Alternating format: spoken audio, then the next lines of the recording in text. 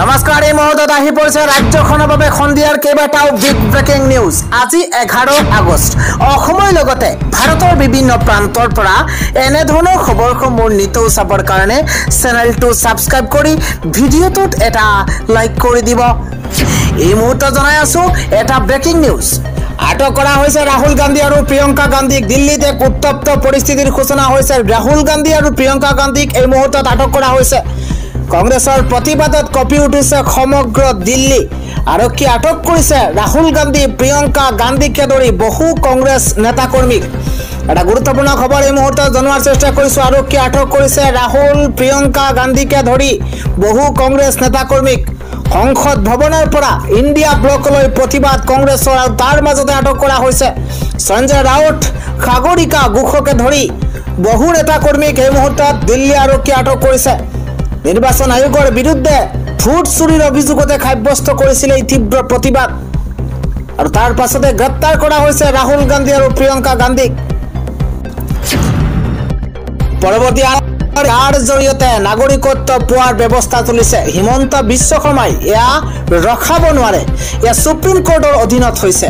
হিন্দুকে ধৰি 6টা ধৰ্মৰ লোকক অসমত নাগৰিকত্ব প্ৰদানৰ বিৰুদ্ধে আছুৱে কৰা প্ৰতিবাদক লৈ খৰব হৈ পৰিছে। ডাঙৰ মন্তব্য কৰিছে মুখ্যমন্ত্ৰী হিমন্ত বিশ্ব শৰ্মা।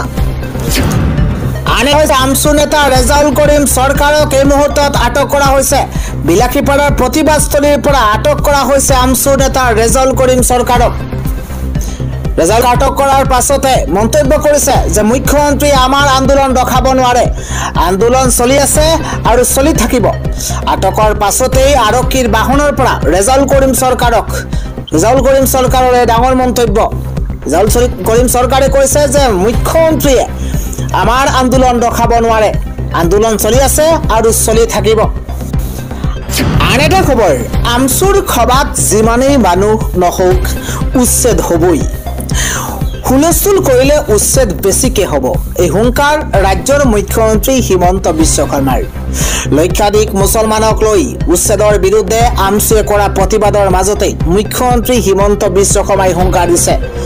এটা গুৰুত্বপূৰ্ণ খবৰ, আমছুৱে হুলস্থুল কৰিলে 2টা উচ্ছেদ বেছিকৈহে হ'ব। এই মন্তব্য ৰাজ্যৰ মুখ্যমন্ত্ৰীৰ। হাজাৰ হাজাৰ লাখ লাখ মানুহ যিমানেই নহওক আমি উচ্ছেদ কৰিমেই।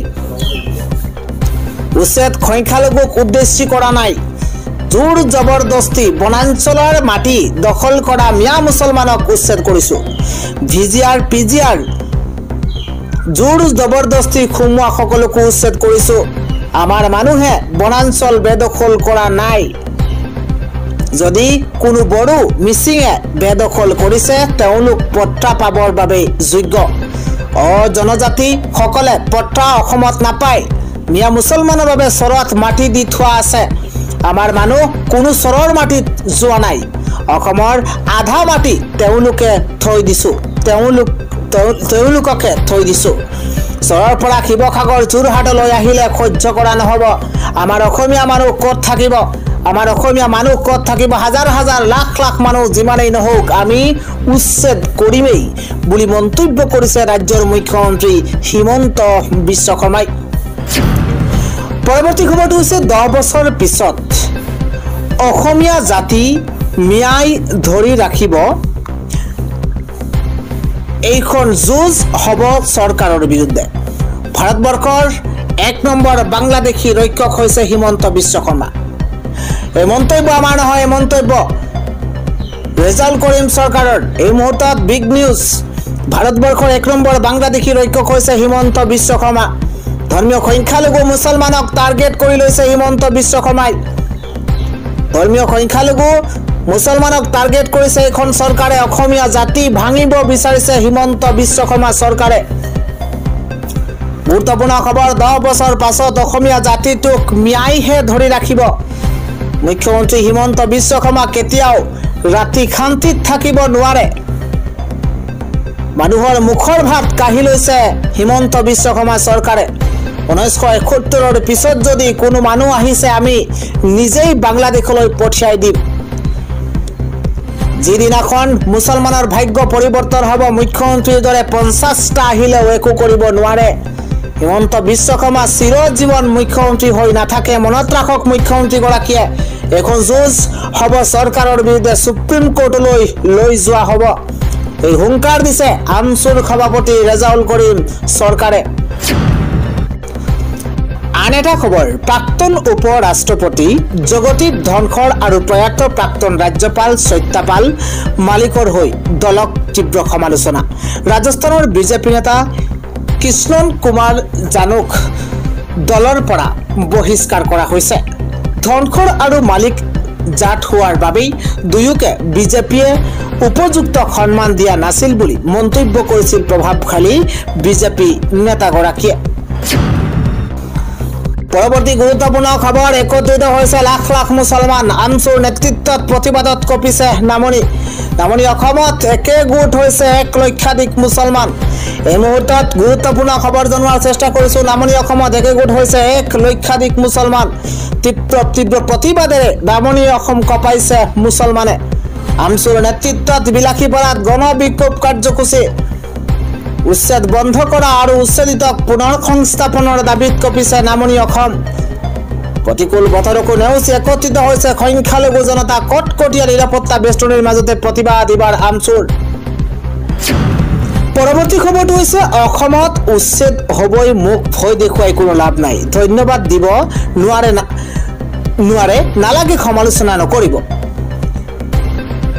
গুৰুত্বপূৰ্ণ খবৰ দেখি জলহা গৰিয়া আদিক আমি কোনো কাৰণতে উচ্ছেদ নকৰো মাটিৰ অধিকাৰহে প্ৰদান কৰা হ'ব এইসকল উচ্ছেদিতক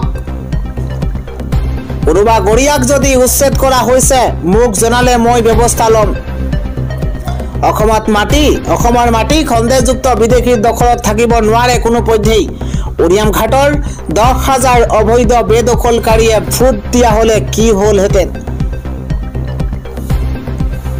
সন্দেহযুক্ত লোকে ভোট দিয়া হয় খিলঞ্জীয়া ৰাইজে নিজৰ অধিকাৰ হেৰুৱালেহেঁতেন গৌৰৱ গগৈকো উভতি ধৰিছে ৰাজ্যৰ মুখ্যমন্ত্ৰী হিমন্ত বিশ্ব শৰ্মাই পৰৱৰ্তী খবৰটো হৈছে গাজাত ইজৰাইলৰ আক্ৰমণত 5 গৰাকী সাংবাদিক নিহত হৈছে গাজাত ইজৰাইলৰ ধাৰাবাহিক আক্ৰমণত সাংবাদিকেৰে ভয়ংকৰ ঘটনা সংঘটিত হৈছে ইজৰাইলৰ আক্ৰমণতে জীৱন শেষ হৈছে 5 গৰাকী সাংবাদিকৰ আন্তঃৰাষ্ট্ৰীয় সংবাদ মাধ্যম আল জাজিৰাৰ সাংবাদিক নিহত হৈছে গাজাৰ আল শিফা হস্পিটালৰ সন্মুখত আছিল সাংবাদিকৰ কেম্প সাংবাদিকৰ শিবিৰতে সাংবাদিকক আক্ৰমণ ইজৰাইলৰ গুৰুত্বপূৰ্ণ খবৰ অনস অল শৰীফ মোহাম্মদ কৰিকে ইব্ৰাহিম জহিৰ মোমেন অলিবা মোহাম্মদ নৌফল আক্ৰমণত মৃত্যু হোৱা সাংবাদিক কেইজন হামাস সদস্য বুলি তথ্য প্ৰকাশ কৰিছে আইডিএফে পৰৱৰ্তী খবৰটো হৈছে অখিল গগৈৰ আগে পিছে কেৱল মিয়া কিন্তু আমাৰ লগত খিলঞ্জীয়া ভূমিপুত্ৰ আছে গুৰুত্বপূৰ্ণ খবৰ অখিল গগৈৰ আগে পিছে কেৱল মাত্ৰ মিয়া আৰু মিয়া কিন্তু আমি মিয়াক লৈ সংগঠন কৰা নাই আমি উজনিৰ পৰা মিয়া খেদিয়েই থাকিম উজনি অসমত এটা মিয়াকো আমি থাকিবলৈ নিদিওঁ আমাৰ লগত খিলঞ্জীয়া ভূমিপুত্ৰ আছে আমাক কোনো শক্তিয়ে বাধা দিব নোৱাৰে মিয়াক লৈ ভোটৰ অংকত অসমত ৰাজনীতি কৰি আছে অখিল গগৈৰ বিৰুদ্ধে খৰব হৈ পৰিছে জাতীয় সংগ্ৰামী নেতা চিতু বৰুৱা